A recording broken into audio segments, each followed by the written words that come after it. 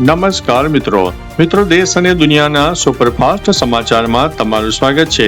સૌથી મોટા સમાચાર સામે આવી રહ્યા છે બનાસકાંઠા અને પોરબંદરથી।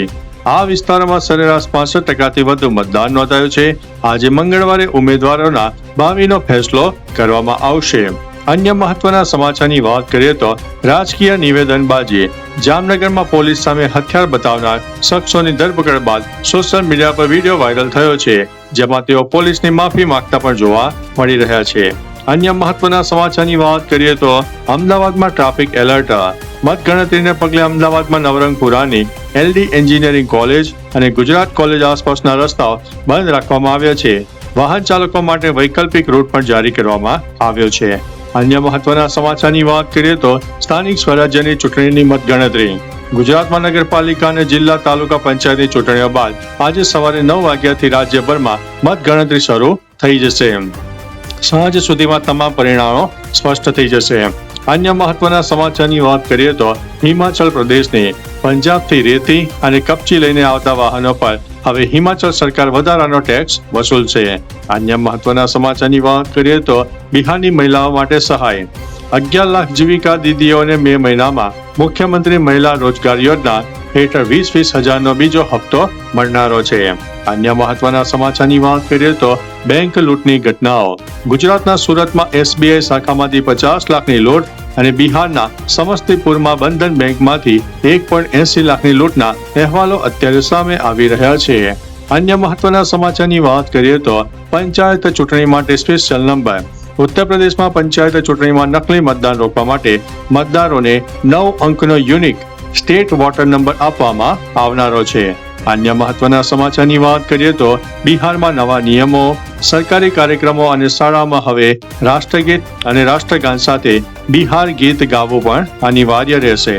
અન્ય મહત્વના સમાચારની વાત કરીએ તો રાજ્યસભામાં ભાજપનું સંખ્યાબળ।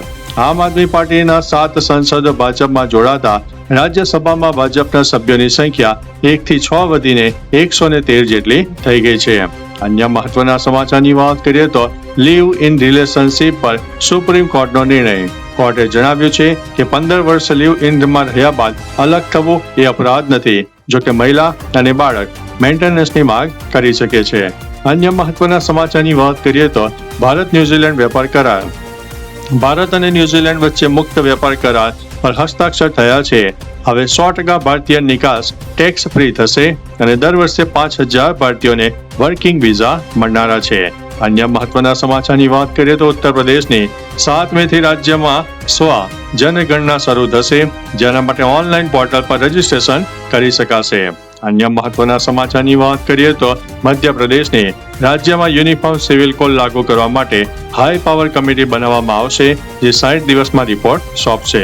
અન્ય મહત્વના સમાચારની વાત કરીએ તો ઝારખંડની હજારીબાગમાં બેંક ઓફ મહારાષ્ટ્રમાં મોટી લૂંટ થઈ છે, જ્યાં 10 મિનિટમાં 7 કરોડનું સોનું અને 5 લાખ રોકડ લૂંટી લેવામાં આવ્યા છે। અન્ય મહત્વના સમાચારની વાત કરીએ તો ડિહાઇડ્રેશનની ગરમીમાં પાણી ઓછું પીવાથી ડાયાબિટીસ અને માઇગ્રેનનો ખતરો વધી શકે છે, તેથી સમયાંતરે પાણી પીતા રહેવાની સલાહ આપવામાં આવી રહી છે। અન્ય મહત્વના સમાચારની વાત કરીએ તો હસવાના ફાયદા। હાર્વર્ડ મેડિકલના વૈજ્ઞાનિકોના સંશોધન મુજબ દરરોજ 15 મિનિટ ખડખડાટ હસવું એ 1000 ડગલા ચાલવા જેટલું ફાયદાકારક છે। અન્ય મહત્વના સમાચારની વાત કરીએ તો રાજ્ય કક્ષાની ભરતી। હરિયાણામાં ગ્રુપ ડી કર્મચારીઓને 30% પ્રમોશન કોટા આપવાની જાહેરાત કરવામાં આવી છે। ત્યારે મિત્રો આગળ વાત થશે ટ્રેનમાં પાલતુ પ્રાણીઓની। ટ્રેનમાં પાલતુ પ્રાણીઓ લઈ જવા માટે નવા કડક નિયમો આવ્યા છે।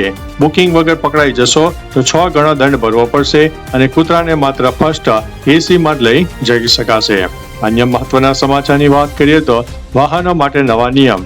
ટ્રેક્ટર અને કેરાવેન જેવા વાહનો માટે ટૂંક સમયમાં નવા નિયમો લાગુ થશે, જેમાં ટ્રેક્ટરમાં AC અને હીટિંગ સિસ્ટમ ટેસ્ટિંગ ફરજિયાત કરાવવાનું રહેનારું છે। તો ચાલો મિત્રો, ફરીથી દેશ અને દુનિયાના સુપરફાસ્ટ સમાચાર લઈને મળતા રહીશું। ત્યાં સુધી અમને રજા આપશો। નમસ્તે।